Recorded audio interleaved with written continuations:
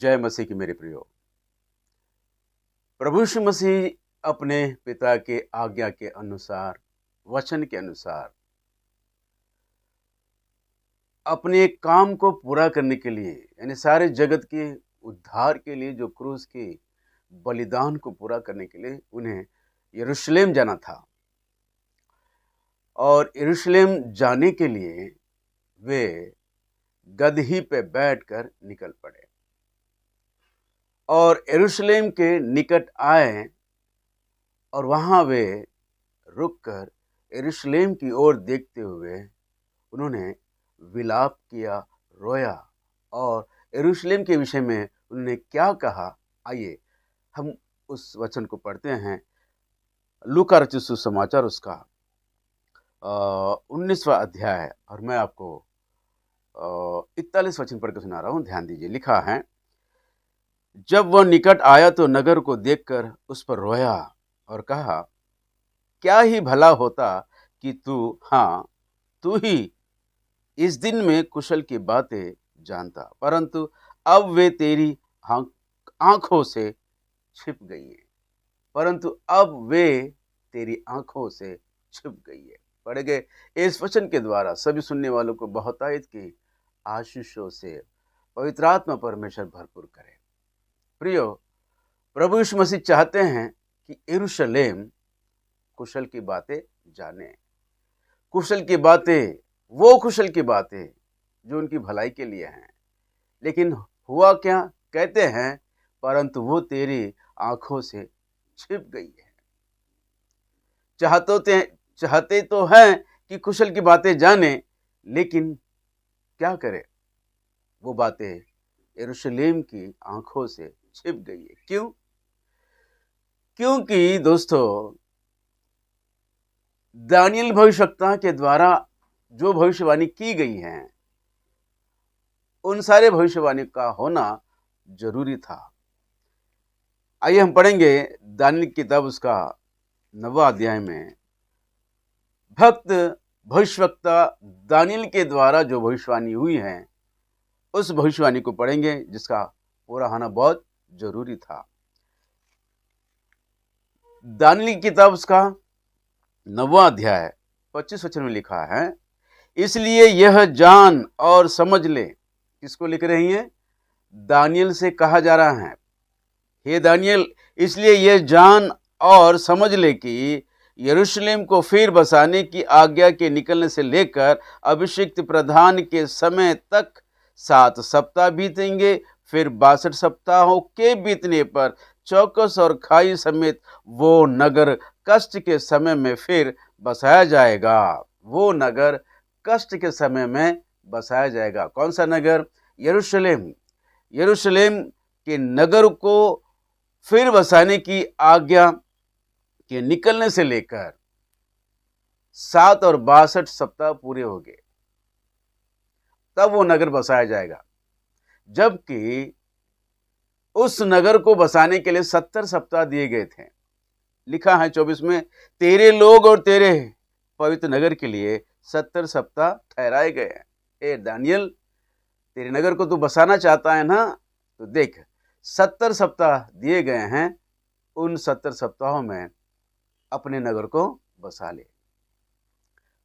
पर यहां हम देखते हैं 69 सप्ताह के बीतने पर नगर बसाया गया है।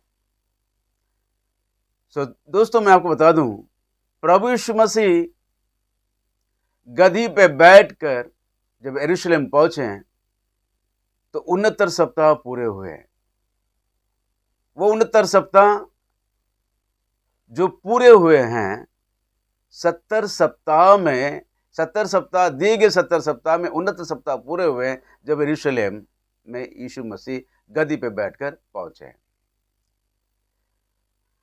सप्ताह यानी सप्ताह ही नहीं, भविष्यवाणियों की सप्ताह है ये। 70 सप्ताह यानी सप्ताह में 7 दिन होते हैं, और वैसे ही भविष्यवाणी के सप्ताह में 7 साल होते हैं, 7 वर्ष होते हैं। और 70 से 7 गुना किए तो 490 वर्ष हो गए। 490 साल दिए गए हैं यरूशलेम को बसाने के लिए, पर 69 सप्ताह पूरे हुए।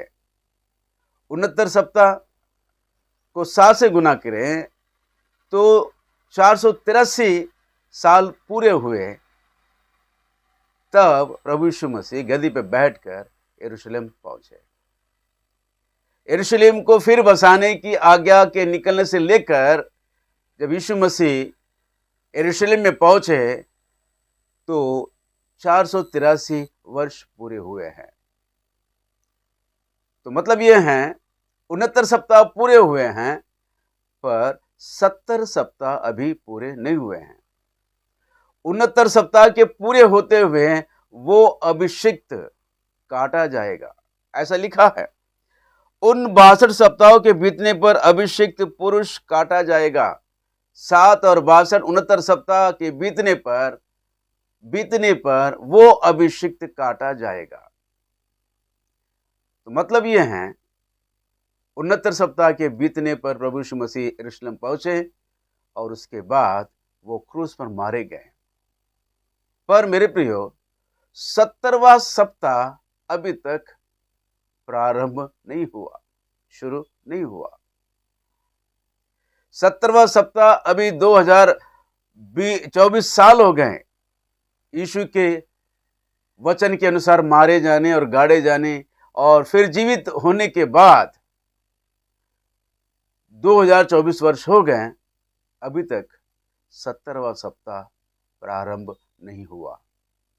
तो ये 70वां सप्ताह कब प्रारंभ होगा? 70वां सप्ताह कब प्रारंभ होगा? तो दोस्तों, 70वां सप्ताह का प्रारंभ होने के दिन भी अब निकट हैं। वो कैसे? तो आज हम देखते हैं कि इजराइल देश पर सारे शत्रु देश उस पर आक्रमण कर रहे हैं। सारे इस्लामी देश उस पर आक्रमण कर रहे हैं। क्योंकि ये वो भविष्यवाणी है जो यहेजकेल के द्वारा की गई है। यहेजकेल के द्वारा जो की गई भविष्यवाणी है, अब वो भविष्यवाणी पूरे होने पर अब पूरा होगा। अब समय निकट है, अंतिम समय आ गया है कि 38 यहेजकेल की किताब 38 अध्याय में जो भविष्यवाणी की गई है वो भविष्यवाणी पूरी होने के दिन अब निकट है। इजराइल पर ऐसा समय आएगा कि जैसे पृथ्वी पर बादल छा जाते हैं,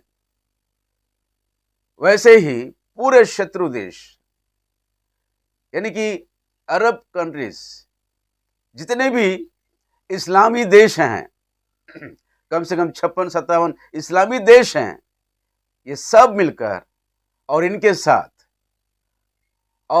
साथ रशिया और इस्लामी देश मिलकर यरूशलेम पर आक्रमण करेंगे, जैसे पृथ्वी पर बादल छा जाते हैं। लिखा है अंतिम दिनों में ऐसा ही होगा।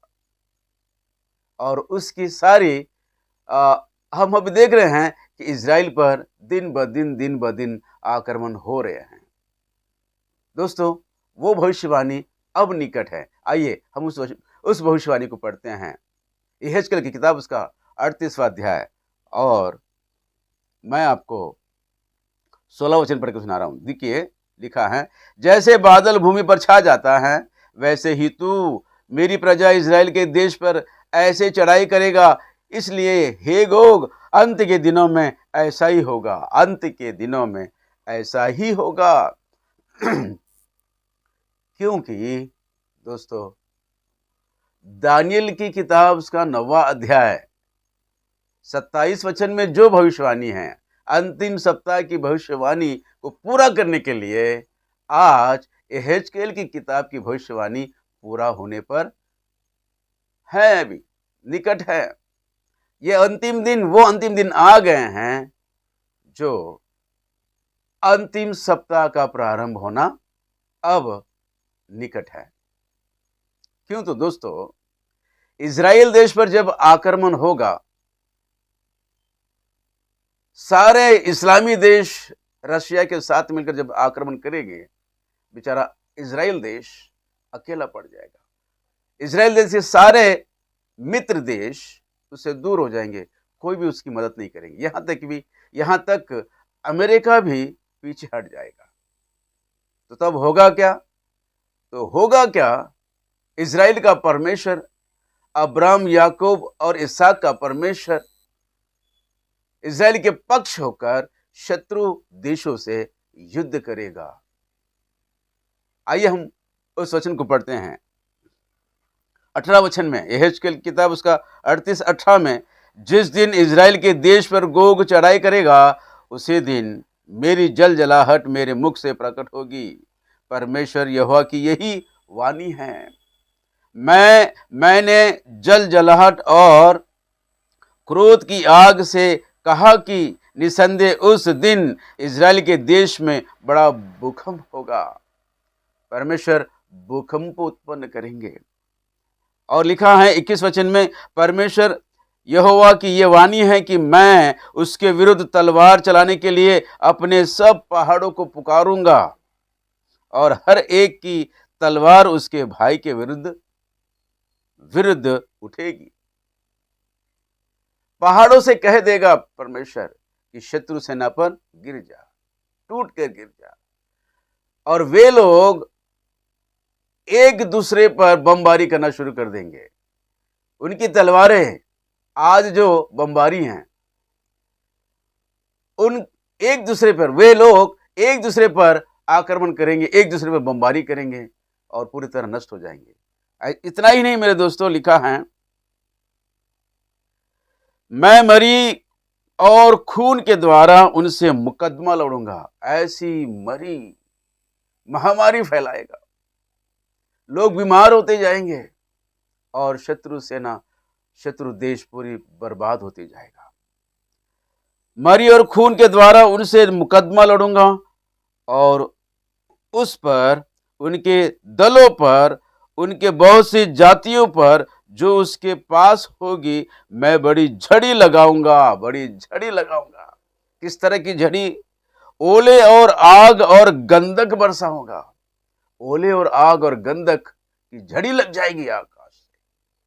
तो सोचो मेरे दोस्तों, पृथ्वी पर होने वाले सारे देशों का हाल क्या होगा? पूरे देशों में तबाही मच जाएगी और लाशों की ढेर लग जाएगी। और ये सारी लाशों को निकालने के लिए कम से कम 7 महीने लग जाएंगे। 12 वचन में, 39-12 वचन में लिखा है, इजराइल का घराना उसको 7 महीने तक मिट्टी देते रहेगा ताकि अपने देश को शुद्ध करे। 7 महीने लग जाएंगे लाशों को निकालने के लिए। इस तरह पूरी पृथ्वी पर तबाही मच जाएगी, लोग हाहाकार मचाएंगे, कहने लगेंगे कुछ करो कि पूरी पृथ्वी पर शांति बने रहे। पूरे पृथ्वी पर शांति बने रहे, इसलिए कोई देश ना रहे, ये सारा पृथ्वी ही एक देश बन जाए। तो तब पब्लिक डिमांड पर कुछ बचे कुचे देश, फिर से बचे कुचे देश, उसके प्रधान 10 देशों के प्रधान सामने आ जाएंगे और कहेंगे कि हम इस पृथ्वी पर शांति बनाए रखने की कोशिश करेंगे और आप सब लोगों का सहयोग हमें चाहिए। तो होगा क्या मेरे दोस्तों? सारे पृथ्वी पर वन वर्ल्ड गवर्नमेंट प्रारंभ हो जाएगा। 10 देशों के प्रधान मिलकर वन वर्ल्ड गवर्नमेंट फॉर्म हो जाएगा। और उसके कुछ दिनों बाद फिर वो दानियल भविष्यवक्ता की भविष्यवाणी पूरी होगी। दानियल 9वां 9वां अध्याय और उसका 27 वचन मैं पढ़कर सुना रहा हूं, ध्यान दीजिए। वो प्रधान एक सप्ताह के लिए बहुतों के संग दृढ़ वाचा बांधेगा। वन वर्ल्ड गवर्नमेंट के पास आएगा, वो 10 देशों के प्रधानों के पास आकर कहेगा कि मुझे भी एक अवसर दीजिए, मैं भी पूरी पृथ्वी पर शांति बनाए रखने के लिए मैं अपना प्रयास करूंगा। केवल मुझे एक सप्ताह का समय दीजिए। एक सप्ताह यानी भविष्यवाणी के अनुसार भविष्यवाणी की सप्ताह यानी 7 साल। एक सप्ताह का समय दीजिए, मैं पूरी पृथ्वी पर शांति बनाए रखूंगा। लिखा है वह प्रधान एक सप्ताह के लिए बहुतों के संग दृढ़ वाचा बांधेगा, परंतु आधे ही सप्ताह के बीतने पर मेल बलि और अन्न बलि बंद करेगा। ध्यान दीजिए मेरे प्रियो, वो एक सप्ताह का समय लेगा और आधे सप्ताह के बीतने पर मेल बलि और अन्न बलि बंद करा देगा। एक सप्ताह का समय दिया गया उसे, लेकिन आधे सप्ताह में वो अपना असल रूप दिखाना शुरू कर देगा। वो यरूशलेम के मंदिर में जाकर बैठ जाएगा और कहेगा कि बंद करो ये सब, अन्न बलि और मेल बलि। मैं ही वो ईश्वर हूं, मेरी ही पूजा करो। तो इजरायली कलीसिया पूरी तरह चकित हो जाएगी और डर जाएगी और कहेगी, अरे हमने तो इसे अपना मसीहा समझा था, लेकिन ये तो झूठा मसीहा निकला। इस तरह इजराइल लोग उस अंतिम मसीह विरोधी का विरोध करने लगेंगे। तो दोस्तों, ये अंतिम मसीह विरोधी इजरायली कलीसिया पर अपनी सेना को छोड़ देगा और इजरायली कलीसिया जंगल में भाग जाएगी, जहां परमेश्वर ने उनके लिए एक जगह नियुक्त किया है। वहां वे 3.5 साल पाली जाएगी। तो दोस्तों, 3.5 साल पूरे होते ही, यानी आधा सप्ताह के बीतने पर वो यरूशलेम में जाकर मंदिर में बैठकर अन्न बलि और मेल बलि बंद कर देगा। तो मतलब यह है कि पहले 3.5 साल में होगा क्या? 3.5 साल पूरे होते ही अंतिम तुहरी फूकी जाएगी और उसकी दुल्हन कलीसिया, प्रभु यीशु मसीह की दुल्हन कलीसिया उठा ली जाएगी। तो दोस्तों, ऐसा कहां लिखा है? तो लिखा है प्रकाशित वाक्य उसका 13 अध्याय में। प्रकाशित वाक्य उसका 13 अध्याय और मैं आपको 5वें वचन से पढ़कर सुना रहा हूं, ध्यान दीजिए। बड़े बोल बोलने और निंदा करने के लिए उसे एक मुंह दिया गया और उसे 42 महीने तक काम करने का अधिकार दिया गया है। कितने महीने? 42 महीने। और ये 42 महीने उसे यह भी अधिकार दिया गया है कि पवित्र लोगों से लड़े। उसे यह भी अधिकार दिया गया है कि पवित्र लोगों से लड़े।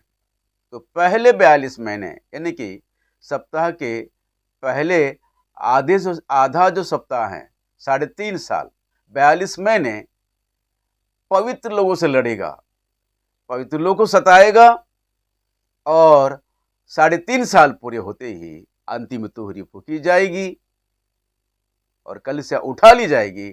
तब ये अंतिम मसीह विरोधी पूरी तरह बौखला जाएगा और यरूशलेम के मंदिर में बैठकर अपने आप को पूज्य कहलाएगा, जिसके विषय में पौलुस भी कहते हैं।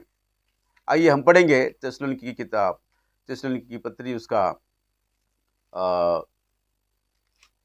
दूसरी थिस्सलुनीकी की पत्री का 2 अध्याय और मैं आपको 3 वचन पढ़ के सुना रहा हूं। किसी रीति से किसी के धोखे में ना आना, क्योंकि वो दिन ना आएगा जब तक धर्म का त्याग ना हो ले और पाप का पुरुष अर्थात विनाश का पुत्र प्रकट ना हो, जो विरोध करता है और हर एक से जो ईश्वर पूज्य कहलाता है अपने आप को बड़ा ठहराता है, यहाँ तक कि वह परमेश्वर के मंदिर में बैठकर अपने आप को ईश्वर ठहराता है। दोस्तों, किसी रीति से किसी के धोखे में ना आना, मतलब यह है कि अंतिम मसीह विरोधी के आने से पहले कलीसिया उठा ली जाएगी, इस तरह की शिक्षा से कभी भरमाए न जाना, क्योंकि वो दिन नहीं आएगा जब तक अंतिम मसीह विरोधी आ ना जाए और वो प्रकट ना हो जाए। उस एक सप्ताह का समय लेगा और आधे सप्ताह के बीतने पर वो प्रकट हो जाएगा। लेकिन उससे पहले 3.5 साल वो पवित्र लोग को सताएगा और पवित्र लोग 3.5 साल पूरे होते ही अंतिम तुरही फूकी जाएगी, उठा ली जाएगी। उसके बाद ये बौखला जाएगा और यरूशलेम के मंदिर में बैठकर कहेगा यहां तक कि वो परमेश्वर के मंदिर में बैठकर अपने आप को ईश्वर ठहराएगा, अपने आप को पूज्य ठहराएगा, बड़ा ठहराएगा। तो तब इजरायली कलीसिया पूरी तरह उसका विरोध करने लगेगी। लेकिन अंतिम मसीह विरोधी उन पर अपनी सेना को छोड़ देगा और बेचारी इजरायली कलीसिया जंगल में भाग जाएगी और बाकी के दूसरे भाग के 3.5 साल वे जंगल में पाली जाएगी। आइए मैं वो उस वचन को पढ़कर सुनाता हूँ। 12 अध्याय, प्रकाशित वाक्य उसका 12 अध्याय और 6वें वचन में लिखा है, और वह स्त्री उस जंगल को भाग गई जहां परमेश्वर की ओर से उसके लिए एक जगह तैयार की गई थी कि वहां वो 1260 दिन पाली जाए। 1260 दिन, 42 महीने, यानी कि 3.5 साल वह स्त्री जंगल में परमेश्वर के द्वारा पाली जाएगी। तो दोस्तों, हमारा परमेश्वर सारी योजना के अनुसार सारी भविष्यवाणियों को पूरा करने जा रहा है, पूरा कर रहा है। और आपको मैं बता दूं, इन अंतिम दिनों में प्रभु यीशु मसीह का आगमन का जो अंतिम चिन्ह है, जो निश्चित चिन्ह है, अंतिम मसीह विरोधी का आना यानी वन वर्ल्ड गवर्नमेंट का फॉर्म होना। वन वर्ल्ड गवर्नमेंट फॉर्म होगा तब अंतिम मसीह विरोधी प्रकट होगा। तो समझ जाना कि अब प्रभु यीशु मसीह का आना निकट है। पर मैं आपको बता दूं, प्री ट्रिबुलेशन रैप्चर का जो सिद्धांत है, 7 साल के महाक्लेश से पहले ही कलीसिया उठा ली जाएगी, ये सरासर गलत है। गलत शिक्षा से बचो, सत्य को जानो, तो तुम और तुम्हारा घराना उद्धार पाएगा। जय मसीह की, प्रेज द लॉर्ड। आमीन।